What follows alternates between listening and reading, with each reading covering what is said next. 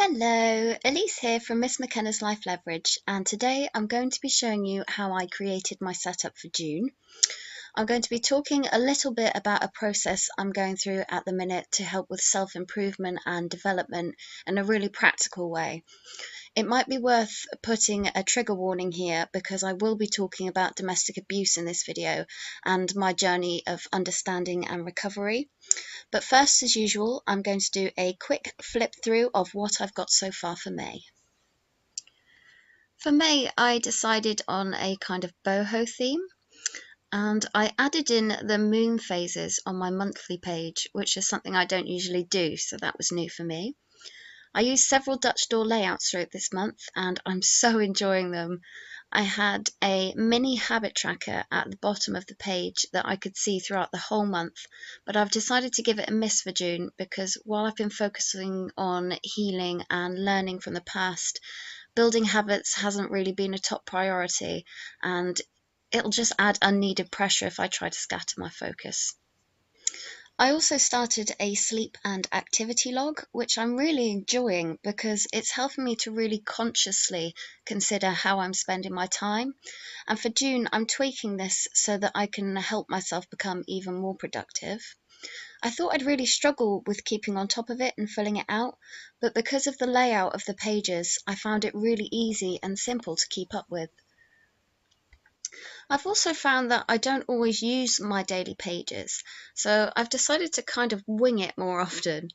I'm still giving myself a designated space for each daily, but I'm not always going to write the days in advance. That way, if I don't use those spaces for daily planning, I can just add other things to them, like journaling or note taking, and especially at the moment, just things that I'm learning about myself while I'm confronting my past. For instance, you might have noticed the section where I've added my Bill of Rights. So doing it this way, it just helps things to be a little bit more flexible. I kept my usual layout for my habit and fibro tracker. I find that having things laid out this way really helps me correlate what things might be affecting my mood or pain levels. So I'm keeping that the same for June, but I'm tweaking my mood tracker in that I'm going to note morning and evening moods because I find my moods fluctuate throughout the day. And at the end of the month, I'll connect the morning moods and evening moods with separate coloured lines to give me a better idea of what might be happening. I haven't actually sat down yet and really analysed all the data here because I'm going to wait until the end of the month so I have all the information, and then I'll see if I can notice any patterns or connections between the different things that I've tracked. So that's it for May so far, and now we'll be moving on to setting up June.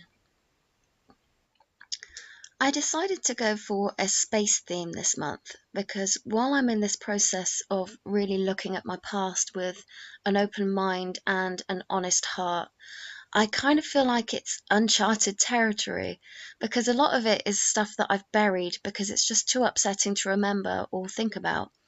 But I've realised that it still affects me in ways that I didn't even notice.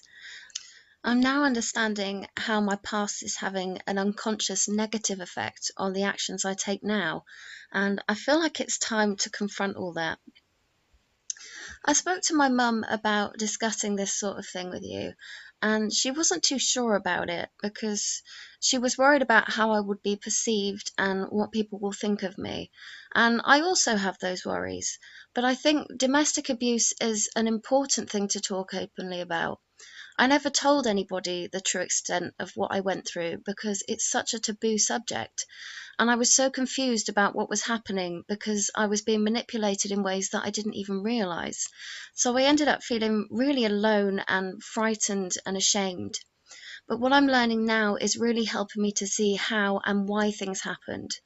I'm starting to understand that it wasn't my fault, and that yes, I have been emotionally weak. I have allowed myself to be a victim, but this is my life, and I don't want my past to control my future. The only person who can help me to grow and become a better version of myself is me. So that's what I'm going to do. And if sharing this information helps others to recognize that they might be in a toxic relationship, if it gives others more understanding of themselves, belief in their strength and what they're capable of, and showing them that change is possible, if it helps one person to feel less frightened and alone, then sharing this information is worth it. I've also found that it's not all about healing the past. It's about setting yourself up for a better future where you feel more confident and strong. And I think that can be helpful for pretty much anyone who wants to work on being the best version of themselves that they can be. I'm now in the 4th week of this process, and it's starting to get a little bit easier. It's 12 weeks in all, so if you're interested in hearing about my journey and you want me to share what I'm learning, please let me know in the comments, because I don't want to bombard you with it if you just want nice simple planning videos. So while I'm setting up my monthly layout, I just wanted to give you some practical advice on keeping up with and on top of your bullet journaling. I've noticed in bullet journal groups that a lot of people say they've fallen off the wagon or forgot to keep up with planning, and that they want ways to keep them motivated. So I've got a few ideas here. Some are my own, some have been suggested by others. I don't use all of these things, but that's not to say they can't help someone else. So the first tip is to keep it simple. Now, my bullet journal isn't a good example of this because I like to add trackers and journaling and a bit of art and stuff. But if you look up Carol Ryder's original idea of bullet journaling, it's very minimalistic, it's easy and it's practical. So if you're not artistic or don't have a lot of time to spend planning, I suggest going over to his website and seeing the basics and how it all started. My second tip is to not plan too far ahead. Then if something isn't working, you don't have to keep using it till it's all filled in. Keep trying new layouts because it keeps things fresh and interesting. Sometimes you'll try things that just don't work for you, and that's fine. It's all about what works best for you. That's the beauty of a bullet journal. It's so customizable. So if you find you're struggling to keep on top of it, don't just give up. Change things around and try new things. The flip side of this is to plan really far ahead with layouts that you know work for you, so everything is easy to hand when you need it. If you don't like having to carry around a big A5 journal with you, then you could try an A6 size, which is much smaller. It would be big enough for you to list basic tasks and even track moods and habits, but it will be easier to keep it on you, which also helps with staying on top of planning. You can always keep a larger separate bullet journal for collections and bigger spreads, or what someone called true thoughts, which I thought was a lovely way of differentiating your day-to-day tasks with more emotional or therapeutic journaling. If it's a case that you just forget to plan, setting a morning or evening alarm on your phone to remind you can be really helpful. Or try keeping it visible. For example, leave the book open somewhere that you'll see it throughout the day, such as the kitchen counter or coffee table. If you don't have a lot that you need to plan, so you don't use your journal every day, it can be easy to forget about it. But having something like a habit or mood tracker that you have to fill in every day can help you stay on track. The way I personally keep up with planning is by setting up the next day the night before. I'll put aside some time just for me just before bed, sometimes actually in bed, and I'll fill out the things for the day that has just passed, like my moods and habits and gratitudes, that sort of thing. And then I'll start putting in tasks or notes for the next day. Making a little ritual can help.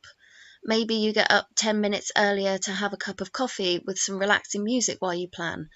Try seeing it as time just for you, not your partner or your kids or your work, just private time to invest in yourself and planning the life that you want to live. One of my favourite ideas is something that helps combat the perfectionist mindset. To start with, if I made one mistake in my journal and it didn't look beautiful, I felt like it was completely ruined and that there was no point carrying on with it, or I just wanted to start a whole new journal, which of course is ridiculous. Because we're all human and we all make mistakes. It happens, it's going to happen, get used to it. Make peace with not being perfect. So to help with this, maybe make a mistake on purpose. Spell something wrong, mess up your layout. It's surprisingly effective because once you've made that mistake, it takes the pressure off because the rest of the journal doesn't have to be perfect. A lot of us feel as if we have to be perfect all the time and get everything right. We don't allow ourselves imperfections.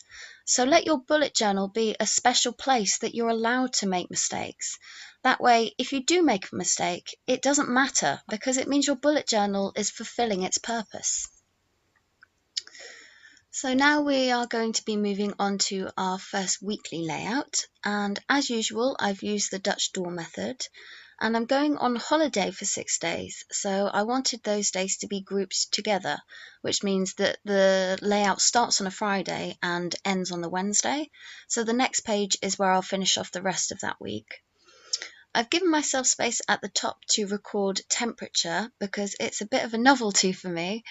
If I was to track the weather on a regular basis, it would just say cold and wet, cold and wet, cold and wet, rain, wet, cold, because I live in England and that's mostly what our weather consists of. So I thought it'd be nice to keep the memory of the nice weather. I've also given myself boxes at the bottom where I would usually track upcoming tasks or appointments, but obviously I don't plan on a lot of that while I'm on holiday, so I'm going to use those boxes to write my favourite memory for that day and just sum it up in a few words. I've not titled each day in the main part of this week because I don't know how much space I'll want to write in each day, so I'm leaving them blank and I can just fill it in as I go, and then I can put in as much or as little as I like without having to waste a lot of space. So at the top of this page I've written Turkey holiday because that's where I'm going, and it'll be easy to find these pages if I want to reminisce about how lovely the holiday was. I've used a chunky font and then added a ton of dots around them, concentrating the dots around the edges of the letters, and I think it gives it a really nice effect. You can see the words really start to pop out as I add more dots. So I've used this sort of font decorations a few times in this spread. I will say though that it takes bloody ages to do, so don't attempt it unless you've got a good amount of time to just sit and dot dot dot dot dot. It's actually quite therapeutic if you've got the time to do it. I also wanted to add some sort of decoration or art to commemorate the fact that I was on holiday, because it doesn't happen very often, but I wanted to keep it space themed. So I wasn't sure what to do because space is associated with like black and darkness, and holidays are associated with bright sunny weather. So in the end, I opted for an astronaut chilling in a deck chair on the moon with a potted plant and a bucket of sand. At the back of this spread, I've added an activity tracker and food log. Usually I use these trackers just to help determine my moods and pain levels, but for this week I just wanted to be able to remember the different things that we did while we were on holiday and all the new foods that I tried. The next couple of pages I've already filled out so that this video doesn't end up being ridiculously long. I've got my mini monthly at the top so I can easily see whereabouts the week falls in the month. I've just done Thursday, Friday, Saturday and Sunday in this layout to catch me up to the end of the week. I've got a food log at the bottom of each daily, and then just above is the space to track my mood throughout the day. I've also got a time log, a key and a space for notes in the back. The next spread I've almost finished. I've got my dailies on folded pages so that they're easy to get to. Then I've got my mini week to view at the bottom. And then here I'm putting in my activity logs. I've decided to try doing two. One of them I'll fill with how I'd like to spend my time so that it gives me some structure and a better idea of how to spend my time productively, but also in a way that gives me time with my boys, my partner, and a bit of time to myself. And I'll fill it out the night before, as most of my days don't follow a routine or structure, so it'll be easier to plan as I go. And then on the right hand side I'll fill out how I actually spend my time. I'm hoping this will help me to make better use of my time and hopefully find a routine that works for me that I can eventually turn into a natural habit so that it's easier to be productive without having to constantly organise myself. And here we're on to my final weekly layout. And I thought I'd take this time to talk a little bit more about this process I'm going through and what I've learned so far, so that you can have a better idea about whether or not it's something you'd like me to cover in more detail. This isn't about feeling sorry for yourself or blaming others or wallowing in self-pity. It's about self-discovery, self-improvement, learning to be assertive, taking control of your own life, feeling confident, learning to love yourself, and of course, learning to create a positive future for yourself. So each week I've been covering a different subject to help me to understand and learn from my past, and then learn practical ways to better my future. The first session was recognizing different kinds of abuse: emotional/mental, physical, financial, and sexual. And I listed the different kinds of abuse in these categories, and I found it really helpful to go back through the list and highlight all the different situations I've experienced, because for a long time I questioned whether or not certain things counted as abuse, or if it was all in my head, or maybe I was blowing it out of proportion. But seeing it all highlighted made it abundantly clear that yes, I was with a person that was abusive in many different ways, things that I didn't even recognize at the time, because eventually it just sort of seemed normal. So I found it so helpful to actually have a list of these sort of red flags that suggest someone is an abuser. It helped me to realize I wasn't being irrational and blowing things out of proportion. And it will help me to recognize these red flags if I ever come across someone doing the same sort of things in the future.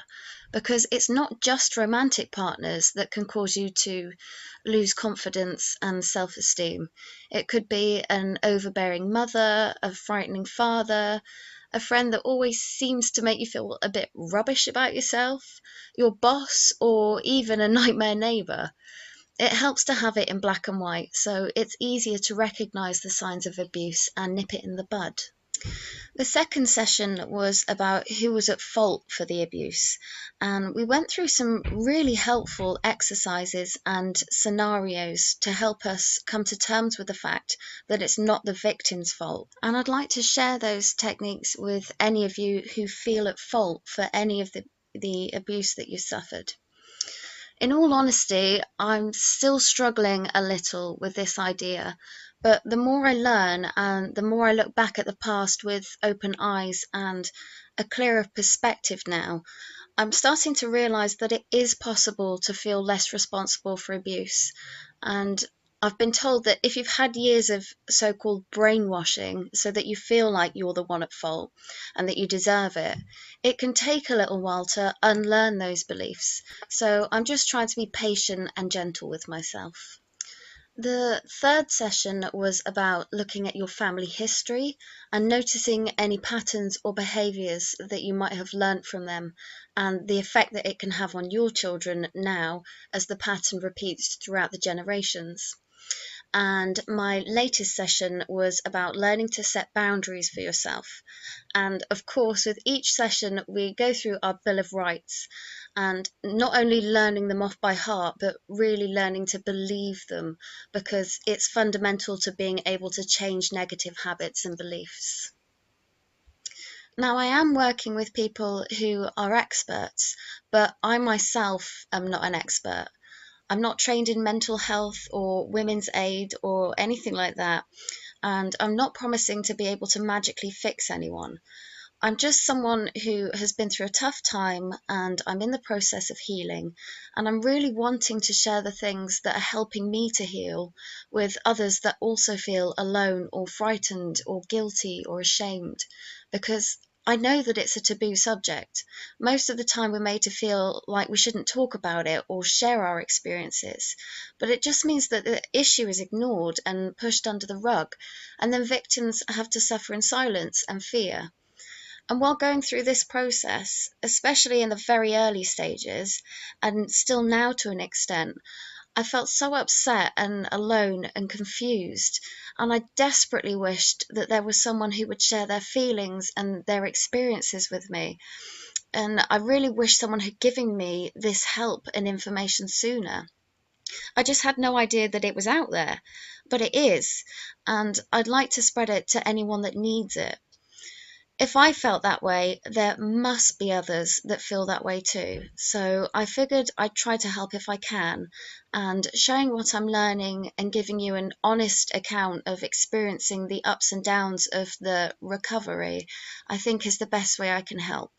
If any of my subscribers have experienced domestic abuse and learnt how to cope or to come to terms with it would be nice to know that you're out there and that it really is possible to heal. Because while I'm feeling very hopeful and mostly excited and optimistic about the future since I've been learning these things, this process really is quite difficult and upsetting. And it's bloody hard work, to be honest. Sort of emotionally, it's hard work, but I really want to feel better and take control of my life. So if anyone has any advice or maybe just some words of encouragement, I would really appreciate it. Although my partner that I'm with now is very loving and encouraging and supportive, it would be nice to talk to someone who can actually empathize. That's all I really have to say at the minute about all of that. So I shall just do a quick final word about this spread. I've put my 2 activity logs, my food log and my daily mood log all together, because I might be able to see more clearly if what I've eaten or what I've been doing has had a direct impact on my mood. It's probably not something I'll do all of the time, because honestly, there are more important things to do than constantly documenting and analysing your life, like just living it and finding joy in every area of it that you can. But I am curious to find out if there is any sort of link between my mood and activities and what I'm eating, because it'll make it much easier to work out a way to give myself the best chance of being happy and achieving success in day-to-day life. So that's the end of my plan with me for June. Links to the products I've used will be in the comments, along with how to find me on Instagram or on my Facebook page. If you'd like to talk privately about anything I've talked about in this video, Facebook is the best place to do that. And I hope you enjoyed this video. If you did, like and subscribe, and I'll see you next time.